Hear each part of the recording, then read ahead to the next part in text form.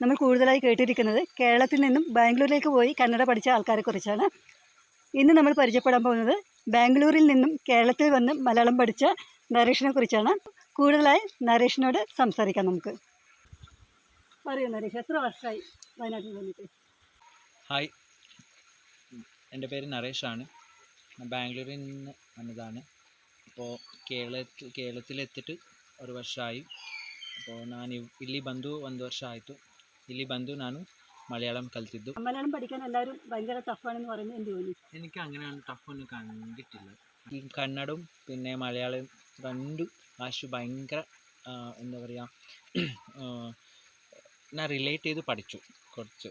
Means കുറേ വാക്കുകൾ Kannada same Kannada പോലെ മലയാളത്തിലുണ്ട്. അതിൽ മാനേജ് ചെയ്തു. ഇനീഷ്യൽ ഡേയ്സ് അതിൽ മാനേജ് ചെയ്തു. അപ്പോൾ പിന്നെ എസ്പെഷ്യലി സ്ലാങ്സ് വന്ന സമയത്ത് ഞാൻ ട്രിവാൻഡ്രത്താണ് ഫസ്റ്റ് എത്തിയത് കേരളത്തിൽ. അപ്പോൾ ട്രിവാൻഡ്രം സ്ലാങ് പറ്റി പഠിച്ചു. അപ്പോൾ പിന്നെ ഇപ്പോൾ ജോലി ചെയ്യുന്നത് മലബാർ റീജിയനാണ്. ഇപ്പോൾ വയനാട്ടിൽ വന്ന സമയത്ത് ഇവിടെ കുറേ സ്ലാങ്സ് കേട്ടു. ഇപ്പോൾ കോഴിക്കോട് കണ്ണൂർ സ്ലാങ് ഇപ്പോൾ റെഡിയായി. ഇപ്പോൾ കേട്ട് പഠിച്ചു. എത്ര നാളെടുക്കും മലയാളം പഠിക്കാൻ? മിനിമം 2 months വേണം. അപ്പോൾ മതിയാവുമല്ല. അപ്പോൾ ആൾക്കാരോട് സംസാരിക്കാൻ 2 months മതി. കൂടുതൽ ആഗ്രഹം ഉണ്ടായിരുന്നു ഇപ്പം ലാംഗ്വേജ് പഠിക്കാനും. അപ്പോൾ ഇവിടുത്തെ ആൾക്കാരും അത്ര എന്താ പറയുക, സപ്പോർട്ടീവാണ്. ഇപ്പോൾ മലയാളം അറിയില്ല എന്ന് പറഞ്ഞാൽ അപ്പോൾ അവരെങ്കിലും എന്തെങ്കിലും പറഞ്ഞിട്ട് എന്തോ പറഞ്ഞിട്ട് എനിക്ക് മനസ്സിലാക്കാൻ ಶ್ರಮಿക്കും.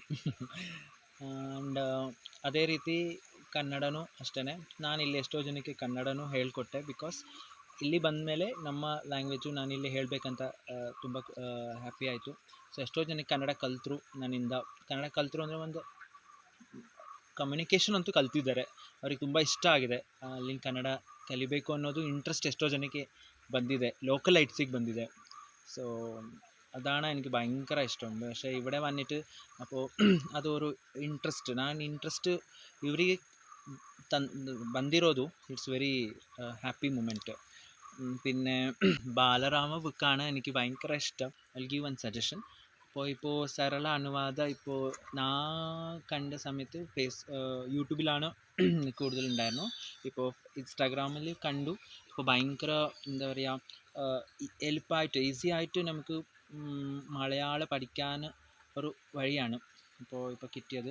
അപ്പോൾ I wish every one wherever from കേരളത്തിൽ നിന്ന് ബാംഗ്ലൂർ എത്തിയ കുറേ മലയാളീസ് ഉണ്ട്. ഇപ്പോൾ ബാംഗ്ലൂർ മൈസൂരും കൂടുതൽ മലയാളീസ് ഉണ്ട്. അപ്പോൾ അവർക്ക് ഈ ചാനൽ ഭയങ്കര എന്താ പറയുക, ഹെൽപ്പ്. അപ്പോൾ ഇത് സാധാ ഒരു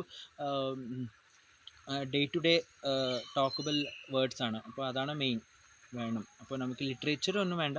അപ്പോൾ ആൾക്കാരോട് സംസാരിക്കാനും ഒരു മാനേജ് ചെയ്യാനൊരു ഈസി ആയിട്ട് വഴി ഈ ചാനലാണ്. അപ്പോൾ ഐ വിഷ് സരള അനുവാദ for doing her great job for people who are suffering to talk native language. And I wish everyone whoever attend this class will be successful in learning Kannada as well as Malayalam.